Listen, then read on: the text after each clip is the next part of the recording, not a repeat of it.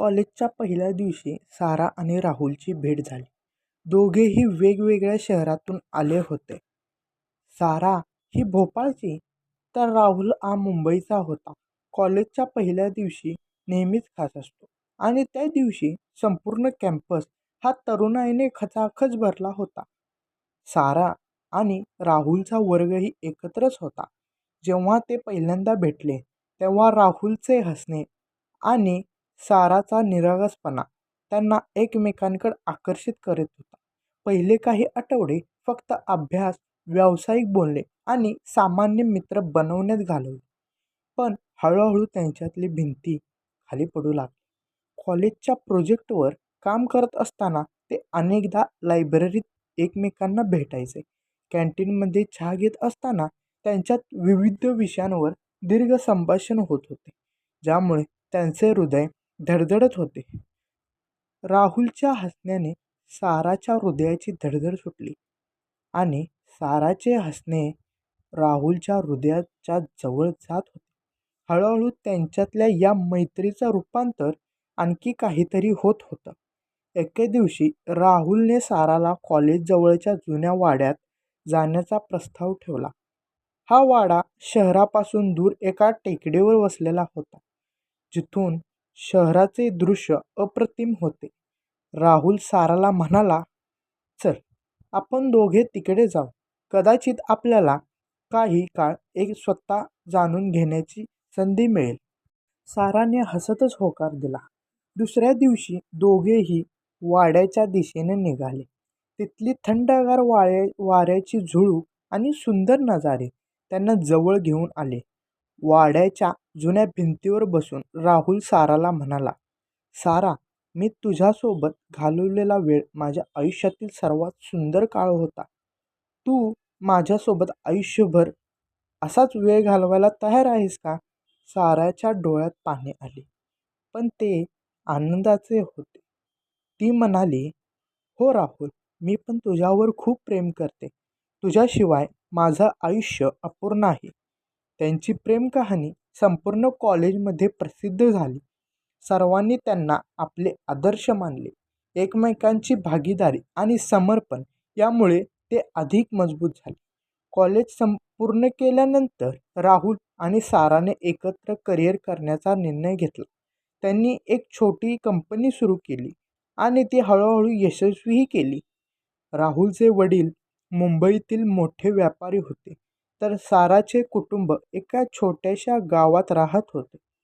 राहुलच्या आईवडिलांनी साराला स्वीकारण्यात थोडासाही संकोच न दाखवला. त्याने कबूल केले की त्यांच्या कौटुंबिक परिस्थिती आणि साराच्या कौटुंबिक परिस्थितीमध्ये खूप फरक आहे. पण राहुलने त्यांच्या पालकांना पटवून दिले की प्रेमाला कोणतीही अट किंवा शाश्वती दिसत नाही.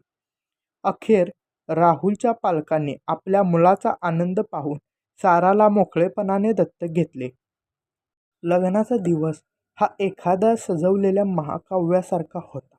सुंदर सजवलेली मंडप, मित्र, कुटुंबियांचा मेळा आणि हसत खेळत रात्र. सगळ्यांच्या डोळ्यात आनंद हा होता, पण सगळ्यात जास्त आनंद राहुल आणि साराच्या डोळ्यात होता. त्यांच्या लग्नाचा दिवस संपूर्ण शहरात चर्चेचा विषय ठरला. राहुल आणि साराचे प्रेम खरे चिरंतन होते आणि त्यांच्या कथेने हे सिद्ध केले की प्रेमात कोणतेही अडथळे नसतात. लग्नानंतर दोघांनी आपापल्या करिअरला नवे आयाम दिले. राहुलने एका मोठ्या बहुराष्ट्रीय कंपनीत सर्वोच्च स्थान मिळवले, तर साराने स्वतःची डिझायनिंगची कंपनी उघडली. दोघांनीही मिळून त्यांच्या आयुष्यात आलेले सर्व चढउतारांचा सामना केला आणि दिवसेंदिवस त्यांचे प्रेम वाढत गेले. व्यवसाय आणि कौटुंबिक जबाबदाऱ्या असतानाही आपले प्रेम कधीच कमी होऊ दिले नाही. राहुल ऑफिसमधून थकून घरी यायचा तेव्हा सारा त्याच्यासाठी ताजेवाने चहा घेऊन असायची आणि जेव्हाही साराच्या कंपनीत नवीन डिझाईन बनवले जायचे तेव्हा संस्कारला उत्पादन साधन करणारी पहिली असेल. एकदा त्यांनी एक विशेष उत्सव करण्याचा निर्णय घेतला. त्यांच्या लग्नाच्या 5व्या वर्धापनादिनानिमित्त राहुलने साराला पुन्हा त्याच कॉलेजजवळच्या वाड्यात प्रपोज केले. यावेळी किल्ला आणखीनच सुंदर दिसत होता. राहुलने पैसे खर्च करून त्याच ठिकाणी छोटेखानी जेवणाची व्यवस्था केली. जेवण झाल्यावर राहुलने साराला पुन्हा तोच प्रश्न विचारला, सारा, तू माझ्यासोबत आयुष्य घालवण्यास तयार आहेस का?